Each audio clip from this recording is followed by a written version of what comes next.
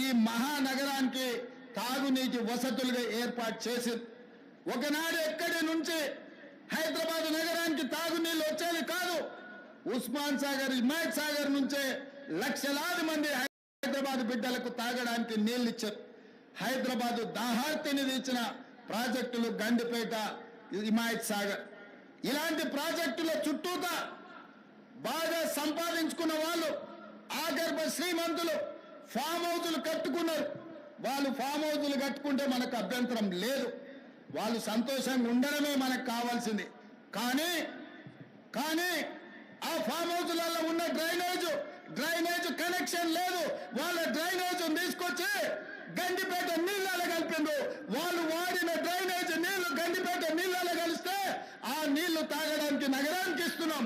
నేను అడుగుతున్న మిత్రులారా, ఇవాళ మీరు చెప్పండి, ఎవరో బలిసినోడు కట్టుకున్న ఫామ్ హౌస్ డ్రైనేజ్ నీళ్లు గండిపేట తాగి నీళ్ళలో కలుస్తుంటే ఆ నీళ్ళని నగర ప్రజలకు తాగడానికి ఇస్తే ముఖ్యమంత్రిగా నేను వైఫల్యం చెందినట్టు కాదా? ఒక్కసారి ఆలోచన చెయ్యండి. భవిష్యత్ తరాలకు అందించాల్సిన బాధ్యత చెరువులు, కుంటలు, నాలాలను ఎవడెవడో ఆక్రమించుకుంటే వాళ్ళ ఆక్రమణలో చెరబడితే ఇవాళ నగరం మీద ఉప్పెనై వరదలు వస్తున్నాయి. ఆ వరదలు ఎక్కడికి వెళ్తున్నాయి? బస్తీలో ఉన్న పేదోళ్ళ ఇళ్లకు పోతున్నాయి. పేదోళ్ళు జీవితకాలం కష్టపడి సంపాదించుకున్న ఫ్రిడ్జ్, టీవీ, మంచము, బట్టలు, కట్టుకున్న బట్టలతో సహా అర్ధరాత్రి పూట వాళ్ళ ఇళ్లకు నీళ్లు వస్తే తడిసి ముద్దయి అనాథలాక రోడ్డు మీద నిలబడాల్సిన పరిస్థితులు వచ్చినాయి.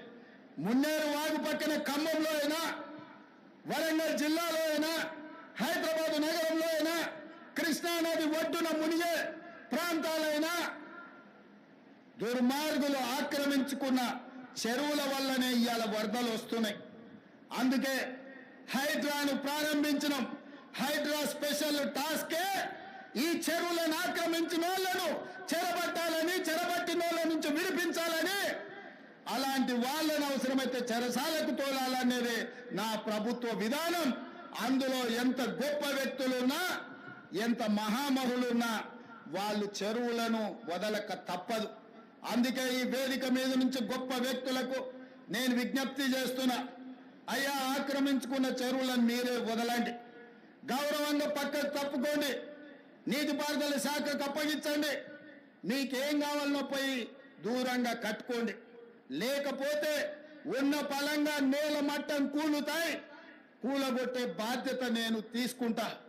ఇవాళ ఎఫ్టీఎల్లో కానీ, బఫర్ జోన్లో కానీ, నాలాలలో అక్రమంగా నిర్మాణాలు ఏవైతే ఉన్నాయో వాటన్నిటినీ నిరభ్యంతరంగా మేము తొలగిస్తాం. మీరు ఎక్కడికి వెళ్ళినా, మీరు తాత్కాలికంగా కోర్టుల నుంచి ఏమన్నా తెచ్చుకున్నా న్యాయస్థానాలలో కూడా కొట్లాడి ఆ స్కేలను వెకేట్ చేయించి మీరు ఆక్రమణలు తొలగిస్తాం. ఇదే కాదు, ఇవాళ మూసి ఒకప్పుడు అనంతగిరి నుంచి వచ్చే కృష్ణానది జలాలకు ఒక ఆలవాలం. కానీ ఇవాళ కాలుష్యం అయిపోయింది. ఇవాళ మన బతుకులను చిందరవందర చేస్తున్నాయి. నల్గొండ జిల్లా రైతులు ఇవాళ ఏడుస్తున్నారు. హైదరాబాద్ నగరంలో నుంచి వచ్చిన కాలుష్యం నల్గొండ ప్రజలకు చేరుతుంది. అక్కడ పంటలు కూడా విషమయం అయిపోయినాయి.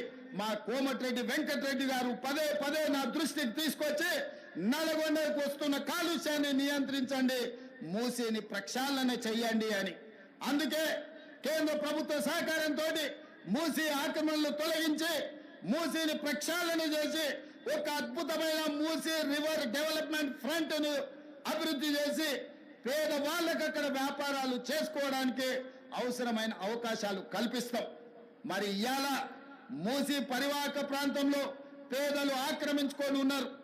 జిల్లాల నుంచి వచ్చి ఇల్లు కట్టుకొని ఉన్నారు. రూపాయి కూడబెట్టి గుడిసెలేసుకొని బ్రతుకుతున్నారు. వాళ్ళ పట్ల మానవత్వంతో వ్యవహరిస్తుంది ప్రభుత్వం.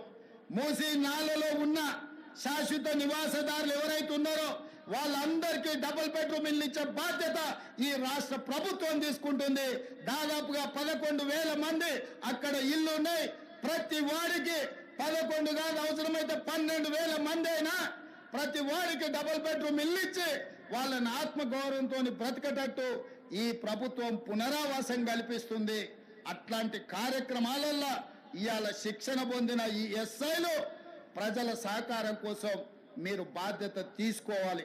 అదేవిధంగా ఎక్కడైతే